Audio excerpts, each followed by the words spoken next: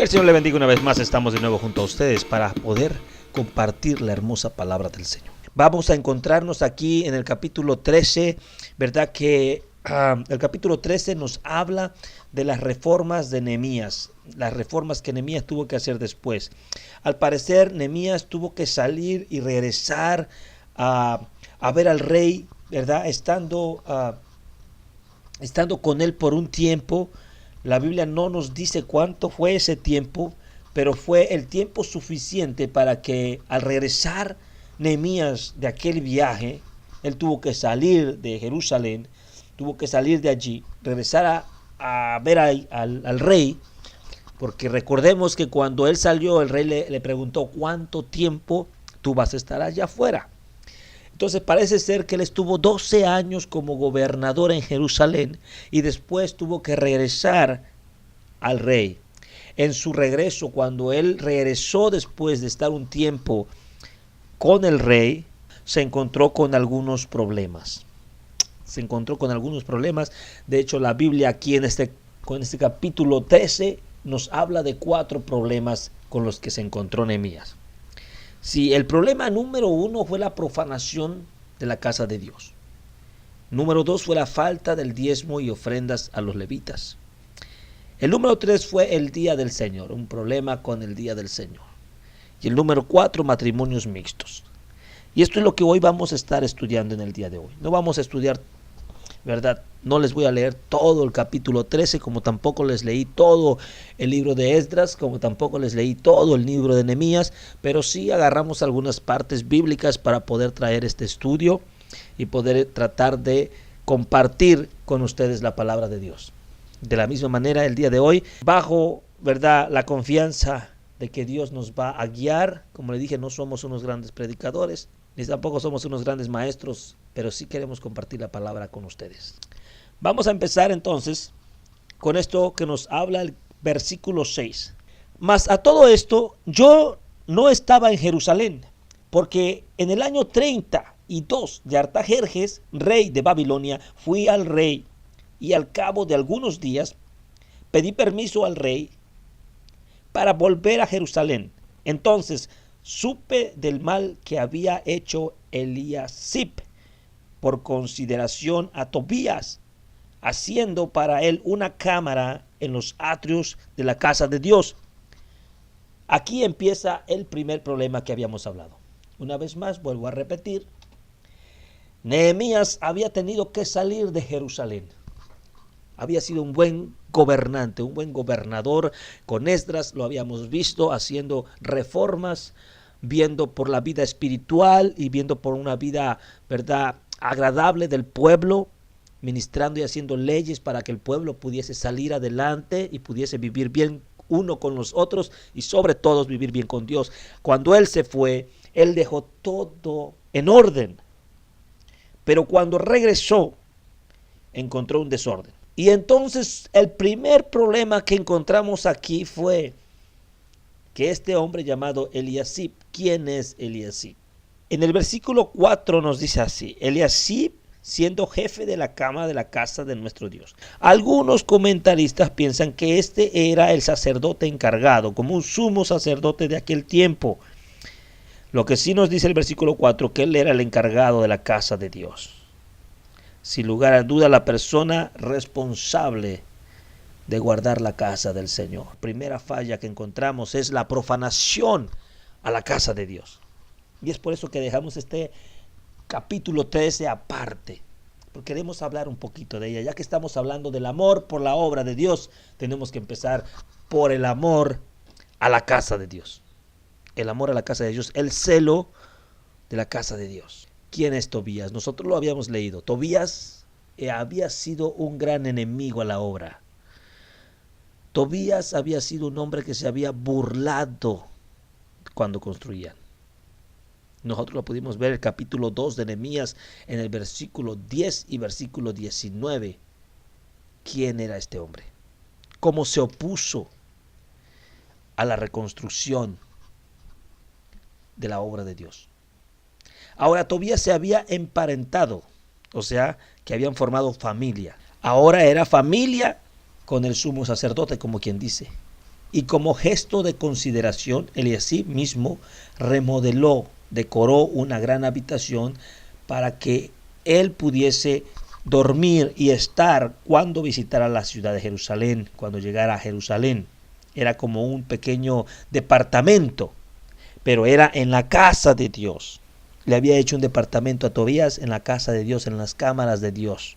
Habían sacado las cosas santas que le pertenecían a Dios, se las habían sacado para afuera y habían metido las cosas de Tobías, las cosas del enemigo. Aquí hay una alianza, una unión entre lo que se supone que es de Dios, quien es el sacerdote, y lo que se supone que es nuestro enemigo.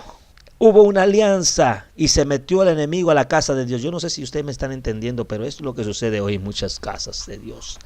Esto es lo que sucede hoy en muchas iglesias. Muchas iglesias modernas que dan cabida a las actividades que profanan la santidad de la casa de Dios.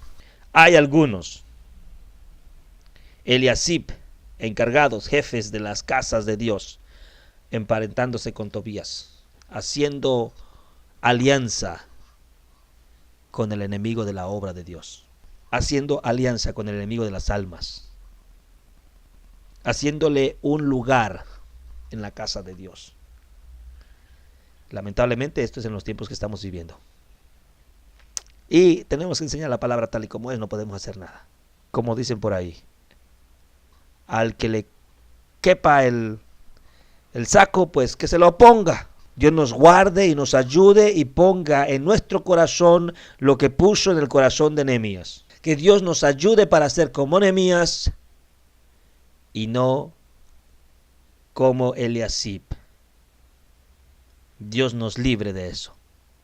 Dios tenga misericordia de nosotros y nos ayude para que no hagamos alianza como lo hizo Eliasib. Cuando Nehemías llegó y se enteró de esta profanación, ardió con justa indignación y echó fuera todas las cosas que profanaban la santa morada de Dios. Nehemías estaba afligido porque esta profanación a la casa de Dios era una afrenta a su santidad, a la santa casa de Dios. Era una afrenta a la santidad de Dios mismo. En el versículo 8 podemos ver así que dice: y me dolió en gran manera y arrojé todos los muebles de la casa de Tobías fuera de la cámara y dije que limpiasen las cámaras e hice volver allí a los utensilios de la casa de Dios y las ofrendas y el incienso. Como yo lo hablé y lo digo ahorita todavía. Cuando yo lo leí esto recordé a Jesús. A Jesús cuando llegó cuando se hizo aquel látigo y empezó a correr a los campistas. Cuando yo leí esto, leí y vino rápidamente a mi mente cuando nuestro Señor Jesucristo agarró a latigazos a aquellos hombres que hacían mercadería en la casa de Dios.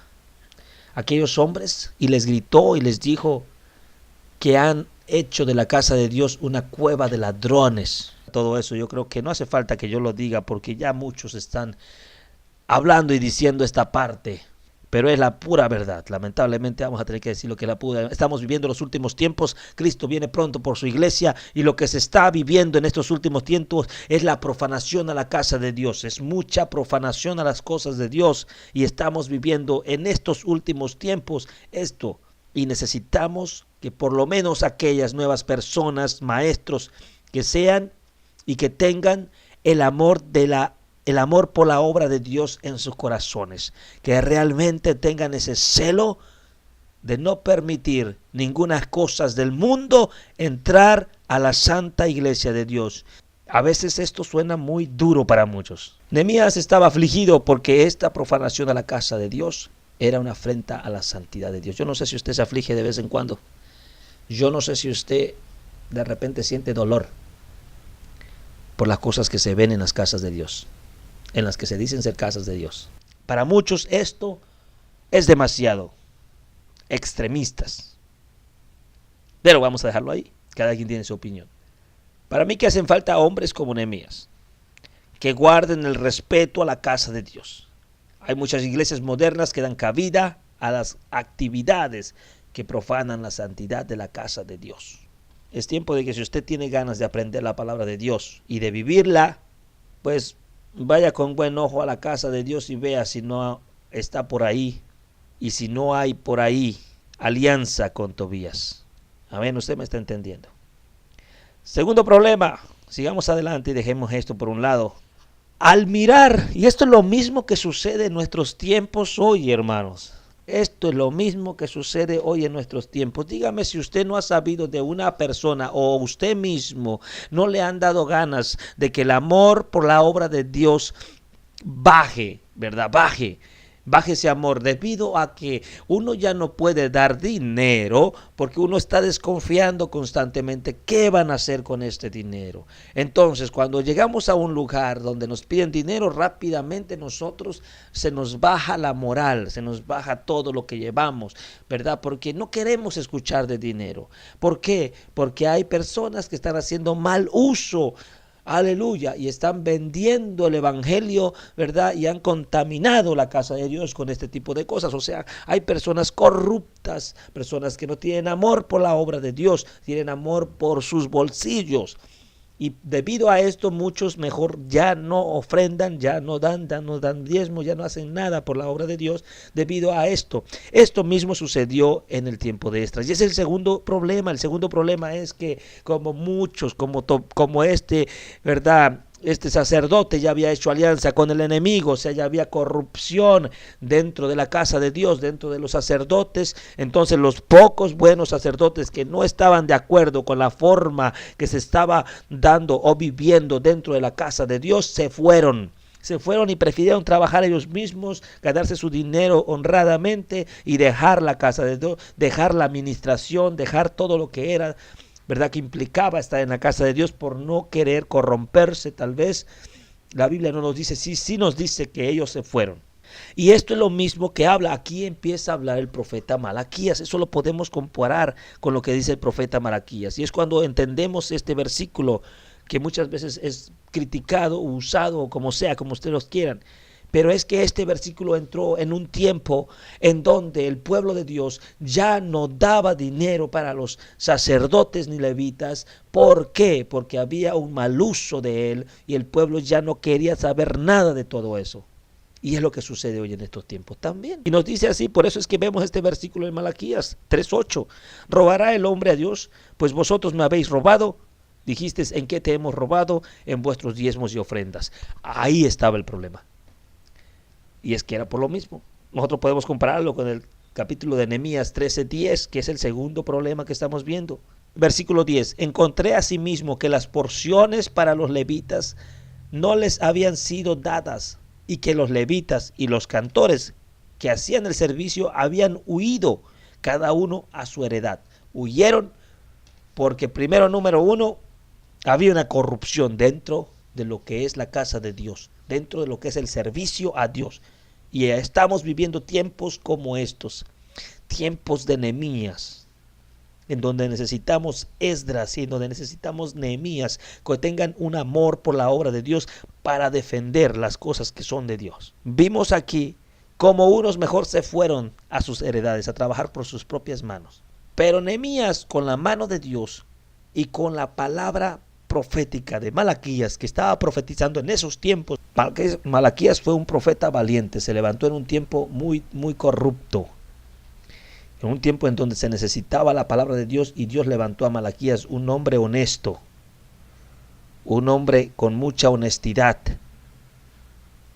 y que buscaba que el pueblo fuese honesto con Dios y honesto con cada uno de los hermanos. Y basado en todo esto, él volvió a poner todo en su lugar. Sacó a los corruptos, enderezó a los que realmente tenían que enderezarse y volvió a traer a los levitas y volvió a restablecer. Limpió primero la casa de Dios y de ahí siguió con los levitas y ahí habló con el pueblo de Dios.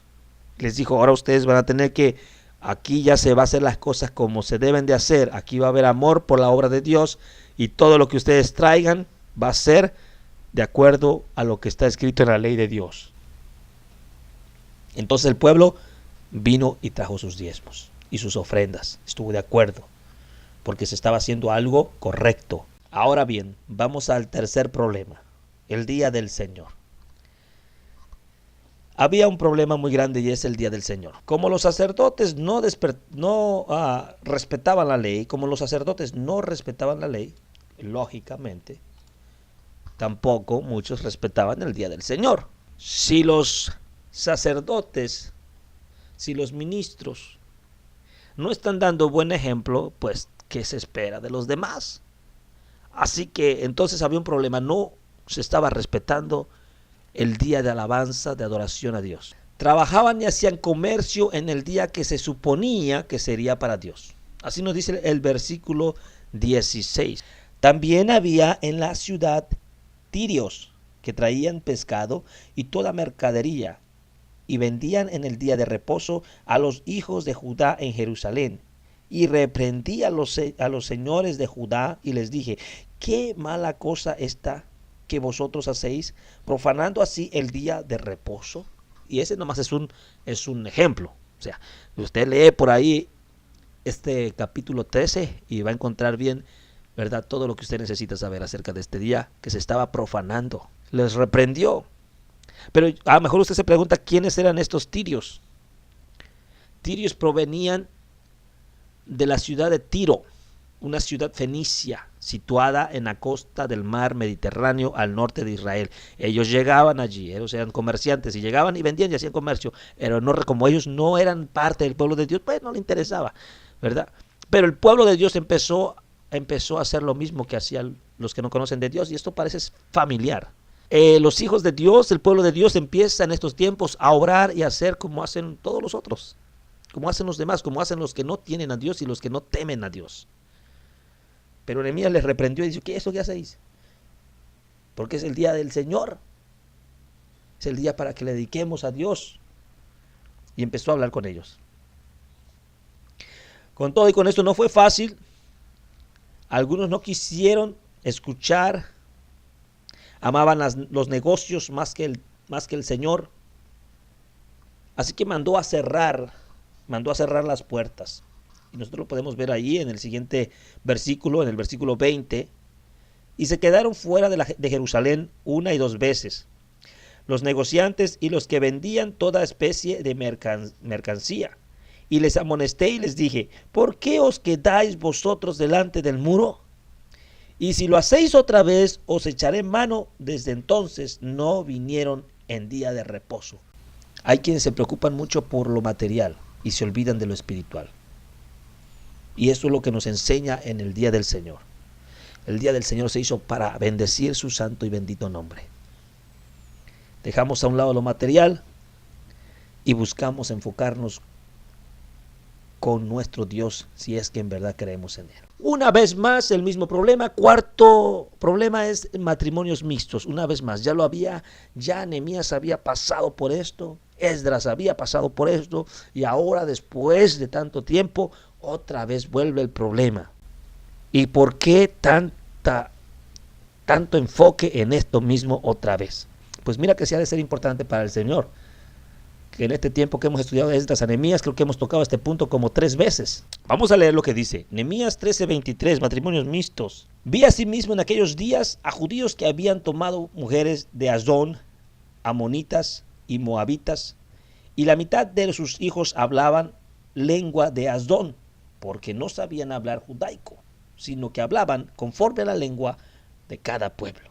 Este es el principal punto que hemos venido tocando. Que cuando el hombre o la mujer de Dios se une a alguien que no le sirve a Dios, deja de hablar el lenguaje de Dios, deja de congregarse, deja de ayunar, de orar, de buscar de Dios, y empieza poco a poco a meterse en el mundo del que no ama a Dios. Este problema se había solucionado ya en Esdras, pero ahora era una vez más un desastre. Ya lo expliqué antes y lo haré de nuevo. El problema era este. Primero, la ley de Dios lo prohibía. ¿Y por qué lo prohibía tanto? Una vez más lo vuelvo a explicar. Todo lo sabe, todo lo conoce el Señor. Él sabe lo que va a pasar con los hijos de Dios, con los escogidos. Empiezan a agarrar sus creencias. Mira, también el profeta Malaquías. El profeta Malaquías habla un poco de esto. Malaquías capítulo 2, versículo 11. Prevaricó Judá y en Israel y en Jerusalén. Se había cometido abominación, porque Judá ha profanado el santuario de Jehová que él amó, y se casó con hija de dioses extraños. Se le molestaba esto, y le sigue molestando al Señor. Dios murió por todos y para todos, y todos tenemos derecho a la salvación, todos. Dios no hace excepción de persona. Pero Dios quiere ahorrarte un gran dolor y un gran problema. Cásate con alguien que ame a Dios. Así que estas eran situaciones que se vivían en tiempos de Nehemías. Había matrimonios mixtos, divorcios que desagradaban a Dios. Quisiera enfatizar un poquito en esto, donde dice que ya no hablaban la palabra de Dios. Como les dije, ya dejan de hablar el lenguaje de Dios. Dejan de hablar el lenguaje de Dios.